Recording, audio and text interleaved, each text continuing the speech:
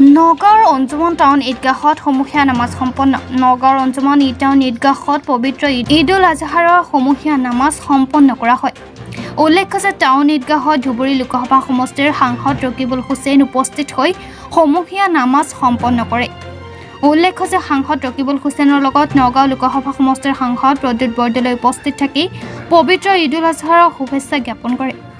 উল্লেখ্য যে সমূহীয়া নামাজ সম্পন্ন কৰি সাংসদ ৰকিবুল হুছেইনে মন্তব্য প্ৰকাশ কৰি কয় যে এই ঈদৰ যোগেদি ভাতৃত্ববোধৰ এনাজৰী অধিক শক্তিশালী হ'ব, সকলোৱে সুখ সমৃদ্ধিৰে আগবাঢ়িব পাৰিম। আনহাতে নগাঁও লোকসভা সমষ্টিৰ সাংসদ প্ৰদ্যুৎ বৰদলৈ মন্তব্য প্ৰকাশ কৰি কয় যে সমূহ ইছলামধৰ্মী লোকসকলক যি দোৱা কৰে সেয়াই সমগ্ৰ বিশ্ব শান্তিৰ কাৰণে, মানৱ জাতিৰ কাৰণে, সমগ্ৰ ভাৰতবৰ্ষ তথা অসমবাসীৰ কাৰণে। লগতে এই পবিত্ৰ ঈদৰ জৰিয়তে অসমত ধৰ্মীয় মেৰুকৰণৰ বিষবাষ্প নাইকিয়া হ'ব বুলি মন্তব্য প্ৰকাশ কৰি সমূহ অসমবাসী পৰিয়ালবৰ্গক পবিত্ৰ ঈদৰ শুভেচ্ছা জ্ঞাপন কৰে নগাঁও লোকসভা সমষ্টিৰ সাংসদগৰাকীয়ে।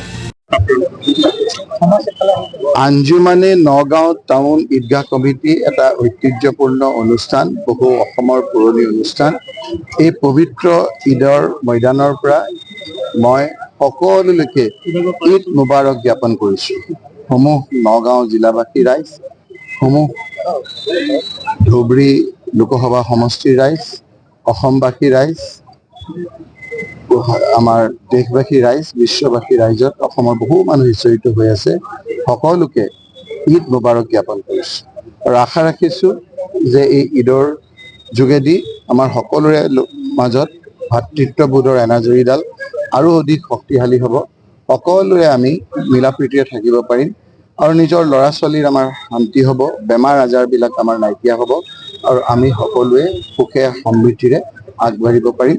আজিৰ এই পবিত্ৰ দিনত মই কাৰো কথা কোনো সমালোচনা নকৰি সকলোৰে মিলা প্ৰীতি আৰু সকলোৰে সুস্বাস্থ্য আৰু সামগ্ৰিকভাৱে ৰাজ্যখনৰ দেশবাসীৰ সমৃদ্ধি পথত আগবাঢ়ি গৈ নিজৰ পৰিয়ালটোৰ, নিজৰ ল'ৰা ছোৱালীলৈকে লৈ যাতে সুখে শান্তিৰে আমি থাকিব পাৰোঁ, আমাৰ যাতে সকলোৱে আমাৰ মিলা প্ৰীতিৰে থাকিব পাৰোঁ, তাকে মহান আল্লাহ তাআলাৰ ওচৰত এই পবিত্ৰ ঈদৰ সময়ত মই কামনা কৰি মই সকলোকে ঈদ মুবাৰক জ্ঞাপন কৰিছোঁ। আমাৰ ইছলাম ধৰ্মী লোকসকলে আজি পবিত্ৰ ঈদ উল আজহা পালন কৰিছে আৰু এটা পবিত্ৰ উৎসৱ। এই উৎসৱ সমস্ত ইছলাম ধৰ্মী লোকে সমূহীয়াভাৱে নামাজ পঢ়ে, তেওঁলোকে দুৱা কৰে।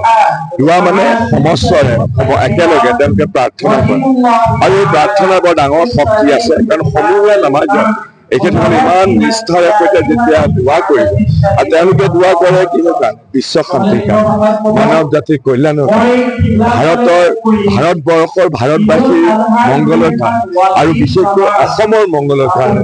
আৰু মোৰ ইয়াত যিবিলাক শব্দ হৈছে, তেওঁলোকে নগাঁৱৰ ভাষা, জাতি, ধৰ্ম সকলো নিৰ্বিশেষে সকলো মানুহৰ কল্যাণৰ কাৰণে তেওঁলোকে প্ৰাৰ্থনা কৰে।